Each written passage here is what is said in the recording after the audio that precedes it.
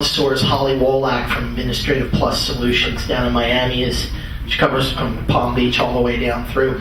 And one other group that I've come into is a company called Metasort Advantage. And Metasort basically is a company that's out there with a gentleman by the name of Brian, blank on Brian's last name, but it's a PharmD. Welcome, there it is. He goes out and basically looks at the medications that your seniors taking, which sometimes is 28 pills, and he does two things. He checks to see that the medications and the behaviors match, which sometimes the over-medication issues can be in play, but he also looks to see, does the doctor X, Y, and Z have you on the same med, and they're taking 8 pills for the same reason. And so, of course, the costs are just going to continue to go up and up. So those are two services that I know we've been trying to tap and just to try to save the seniors some money. Provides at no cost telecommunication equipment to anyone who's a resident and has any kind of a hearing loss. Statistically, 1 in 3 over the age of 65 loss, which means most of the people you work with. And just to know that it's one is to take a look at or to ask that question, because it's something that you can get them at no cost, or at least get them into the direction to get that can really help the quality of their life. And it's something that we kind of put on the back burner because there's other pressing issues about getting them food and getting them medical assistance. But to getting them help and to be in contact with their family and their friends really does make a big difference. And this is one thing that's absolutely free. So, no matter what county you work in, whether it's Broward County, we're the distribution center for Palm Beach County, or Martin County, there's another place, but that's accessible to anybody who has any kind of a hearing loss. Wait, Fred, can you just answer, like for instance, I have a client who has a hearing loss, wears his hearing aid, but it makes noise and it bothers him, so he doesn't hear it all the time. And I don't know about you guys, but one of the biggest pitfalls, I think, with a client who has a hearing loss is when you're talking to them on the phone, you may think that they hear what you say, and they may make appropriate responses, but they're not actually getting but every other word possibly. And so the telecommunication device goes on, just describe it a little bit. Yeah, the most common one is just an amplified variable tone control. So it's a nice big phone with lights up, it's got nice big numbers and everything. It's very simple to use. So, that equipment is there at absolutely no cost because we all pay for it. If you look on your phone bill, everybody pays 12 cents a month. So we're all paying into it so people can get it at no cost. So please tap into that, share that with your case managers, people. I have cards, but the Deaf Service Center in Palm Beach County, the New York League for Deaf and Hard of Hearing is in Broward County, and I can give you the Martin County contacts too. Yeah, Arthur Scher in Broward County is the guy that he goes to different places and he has the phones. Right. And if anyone needs, some of us are in an organization where he is, we could, hook him up. So all of a sudden that 12 cents goes up to 20 cents. Huge spike in services. My name is Martha and my company is Woodbury Products. And I have the embarrassing part. The embarrassing part is the incontinence. Many of our population doesn't want to talk about this. Many of our population are isolated because they don't want to have an accident. They don't want to be embarrassed, even in front of their own children.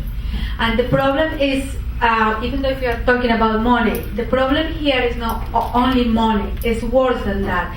Is they don't know what is the right product for them.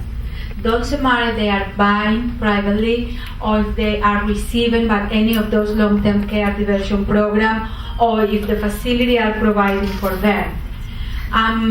One of the things that we want to educate the community is if you have to change your patient, your caregiver, your loved one more than 3 times a day, you are using the wrong product. It's not about expensive or cheaper. It's about the right product for that kind of incontinence. I'm learning myself. It's not the same when you have incontinence because you lost the tone of your bladder. And it's totally different, the incontinence, if you lose control of your sphincter.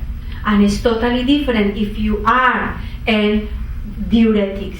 So the population doesn't know about that. That's what we do. We educate the elderly one by one or in group. Whatever is good for you is good for us, in order to promote to them quality life.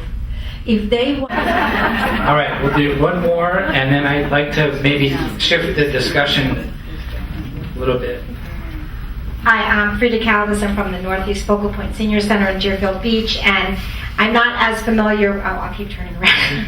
I'm not as familiar with services in Palm Beach County, but in terms of many of us with sharing resources and what we can do for the elderly, I know that in Broward County, in going online with keeping people in their homes as long as possible, the elderly, we have senior centers that have, for the independent as well as adult daycare centers, not just Northeast Focal Point, but that's in the Deerfield, the Northeast sector, but there is one, the Northwest Focal Point for Northwest sector, Southeast, and Southwest. So there are a lot of services that if you call the local elder helpline as well, they can give you all of this information. And within these senior centers, it's not just coming for classes or recreation. It's social services, transportation, counseling, and more importantly, there's also an information referral component so that if the senior center itself can't get that for you, they'll have all the resources to get it for you. So if elder law attorneys, if they're looking for services for their clients,